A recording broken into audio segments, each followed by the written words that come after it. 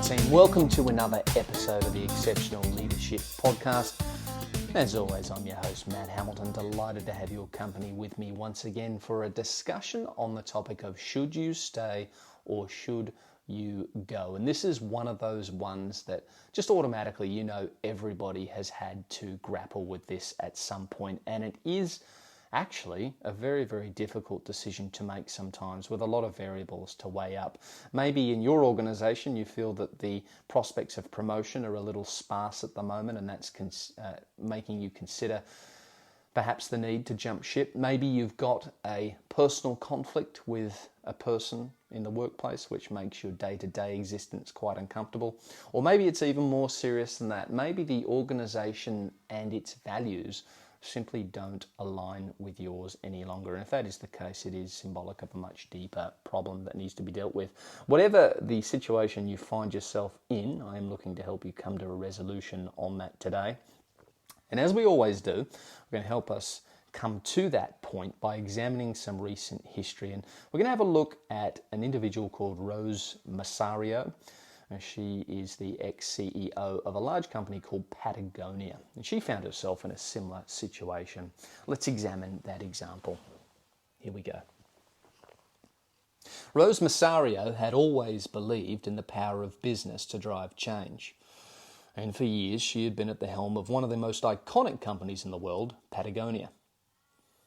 As CEO, Masario poured her heart into the company's mission, a mission that was deeply rooted in environmental activism, ethical practices, and sustainability. Patagonia wasn't just a business to her, it was a platform to make a meaningful impact on the planet. And under her leadership, Patagonia became known not just for its high-quality outdoor gear, but also for its bold stance on social and environmental issues. The company donated a large percentage of its profits to environmental causes. It fought against political policies that threatened the environment and even encouraged customers to buy less. But it wasn't always easy. Some questioned how a company could thrive while prioritising activism over profit. But for Masario, the values that defined Patagonia were worth the fight. But as the years passed and the company grew, things began to change. The pressure of scaling up, navigating a global supply chain, and maintaining financial success while holding on to its environmental commitments started to weigh heavily on her. Masario, who had always pushed for innovation in sustainability, found herself torn between the growing demands of business and her desire to stay true to Patagonia's founding ideals. The internal conflict became harder to ignore as time went on, and Masario often found herself questioning whether the company's ambitious goals were still in alignment with the way it was evolving. How could a company expand globally while still holding on to the ethical practices that Patagonia was built upon? Was there room to balance growth with the very values that had made it so special? After much reflection, Masario realised that the time had come for change, and in 2020 she made the difficult decision to step down as the CEO. It wasn't just about the company's challenges, it was about something much deeper. She knew that the path forward for Patagonia would require a different kind of leadership, somebody who could find a way to balance the realities of growth with the company's activist heart. Masario's departure wasn't just about leaving a company, it was about staying true to her own values. Her commitment to environmental sustainability and ethical leadership was unwavering, but she understood that sometimes the best way to continue that fight was to step away when your values no longer align with the direction you're heading.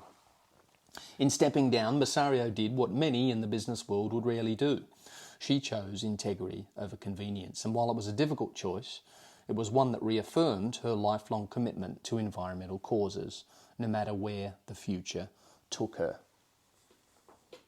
So reading between the lines with that excerpt, I'm willing to bet that in the boardroom behind closed doors, she was faced with a situation where the founding values of that company, and obviously those values were held by her, i.e. activism and environmental sustainability, they were perhaps beginning to take a back seat in the interest of generating profits and expanding the business further. That's what I'd say has happened there.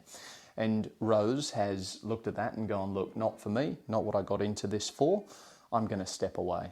And they are her values. You have to respect her for being strong enough to simply walk away when she finds herself out of alignment with those. But how does that apply to our situation? This is a nuanced one. To understand whether we want to stay or whether we want to go, we've got to look at a few different considerations. We've got to understand what the nature of our problem is. I mentioned at the top of the show, is it a personal problem with somebody else that you just don't think can be resolved? And if that is the case, we need to consider other avenues that we can take to solve that issue before doing something as drastic as leaving the organisation to find another role. How much contact with that person do you have? Who are they? Is it a peer? Is it a fellow leader? Is it one of your team members, one of your followers? Or, and this makes it more difficult to deal with, is it a superior that you report to? All of those things need to be carefully considered and weighed up before you decide whether you should stay or whether you should go. Now, problems with people can be serious, of course they can. But usually, in my experience, they can be mitigated. And that can be done with distance and space, provided they are not your manager.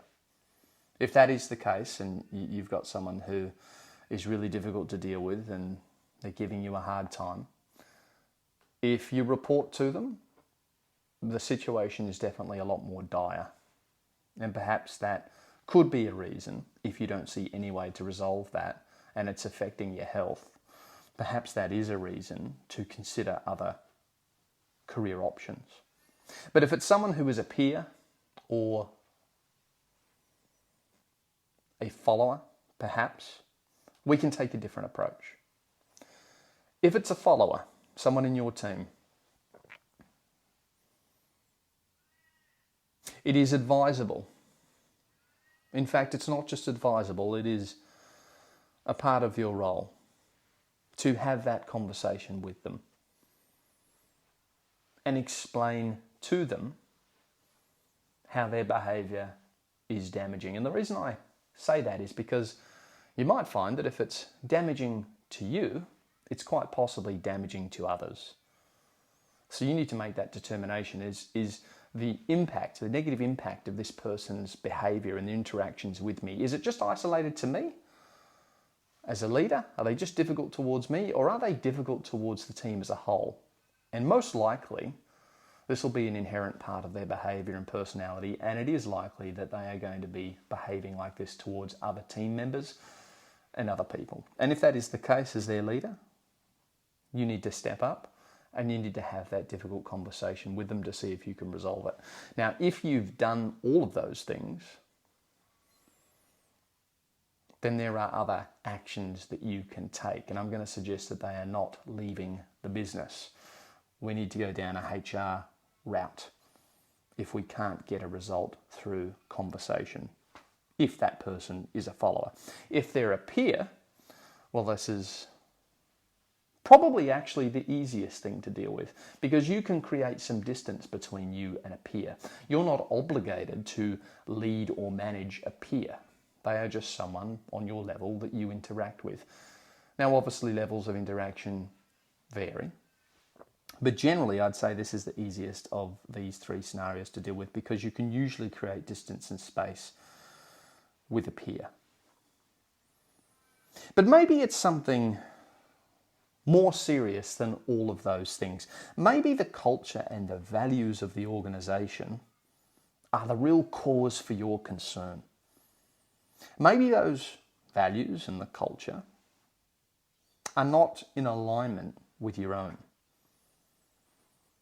And bear in mind that values and culture is usually something modelled and driven by the leadership team. They're ultimately responsible for it. So when I say leadership team, I mean those at the very top, in the C-suite, the board of directors. Those people are responsible for crafting and identifying the values, and then the modelling of those values by those at the very top sets the tone.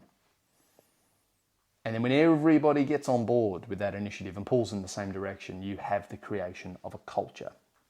And you can have good culture or you can have horrible culture. So what is your leadership team modelling? And we know that anything less than our full commitment to those values will result in a misalignment between our goals and the goals of the leadership team and the company. You know, if you just don't feel right about it, you just can't pull in the same direction because there's this internal conflict at a fundamental level. You just cannot get behind it. That's going to impact every single interaction you have in that organization.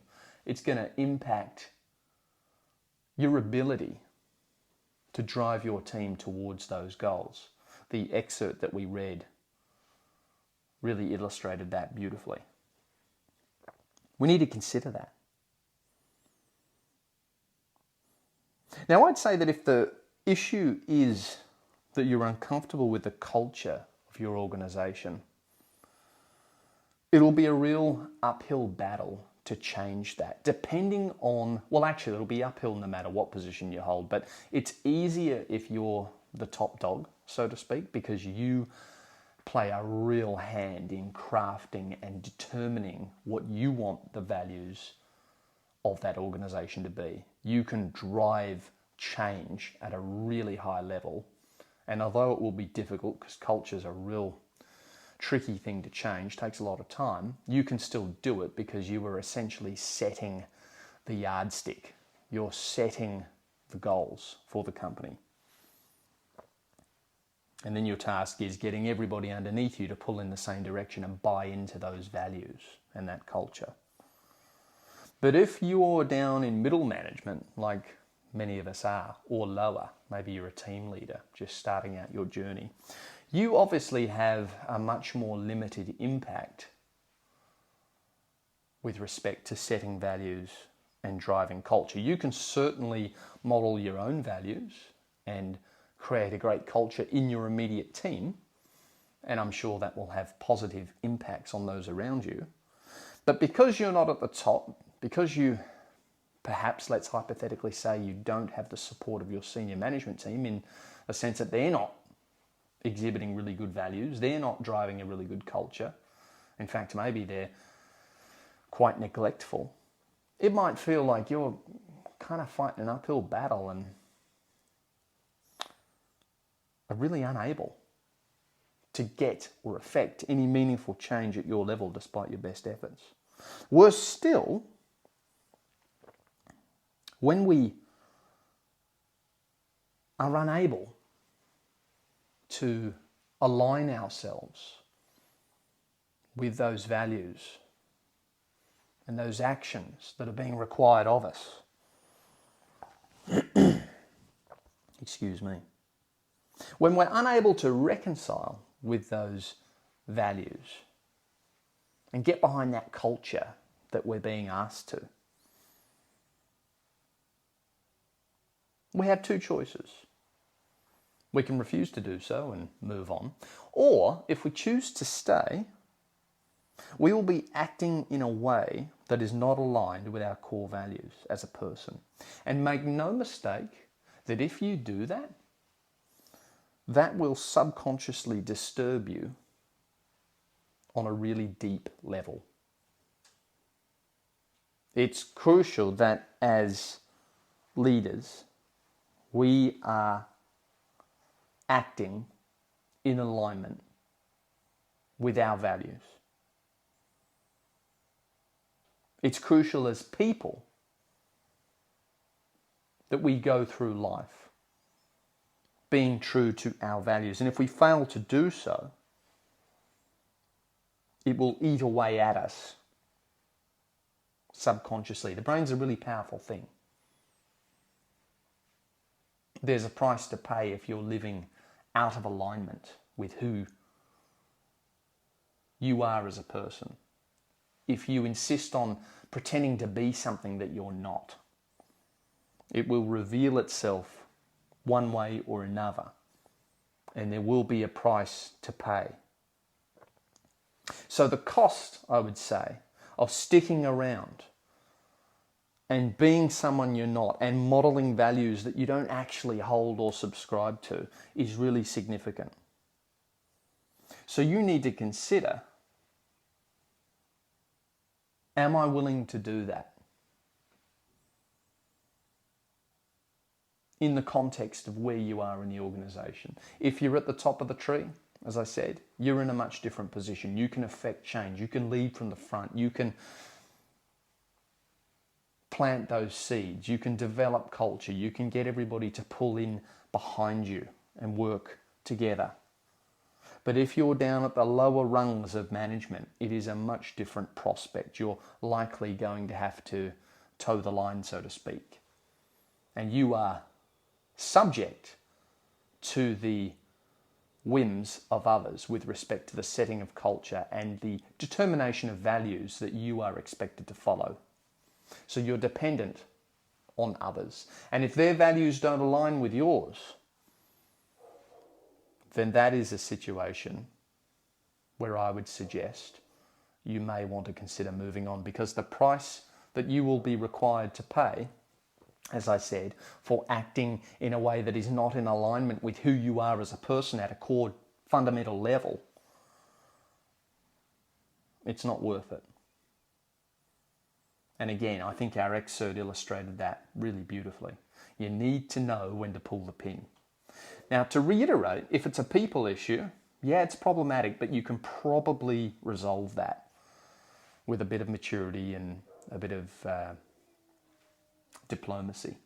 But if it is at that much deeper values level where you're just a part of a big system and a big machine in which you really can't affect much change, you really need to make sure that those values and the actions required of you are in accordance with your internal and core values, because there is absolutely a price to be paid for acting in a way that is not consistent with those. So it's nuanced, is the take-home message of this podcast. It really does depend on you as an individual, what your decisions are, the situation that's causing you grief. Is it people related? Is it organization related? Is it culture related? And then once you have identified the nature of your problem, you need to act in a way that is true to your values. So it is really only a decision that you can make. And well, I hope this podcast has given you some useful information in helping you come to a determination. Guys, thank you so much for tuning in. As I always do, I'm going to ask you to subscribe to the show on whatever podcast app you listen to the show on. If you're getting value, please hit the subscribe button. It really does help. If you're feeling really generous, leave us a 5-star review. That also helps. And as usual, I'll direct your attention to the show notes. Jump on the Instagram page. If you're not doing that, you are missing out. There's reels and other content. There is a link to that in the show notes. And finally, there is also a link to the Exceptional Leadership Community of Practice on LinkedIn, where I have got a bunch of my connections from my network in that group. And I'm inviting you to join us where we can obviously share some useful information between the group, and we can expand our networks accordingly as well. So come join us, and let's together make a real meaningful difference with leadership and improve our skills. Guys, thank you so much for joining us. I'll see you next time.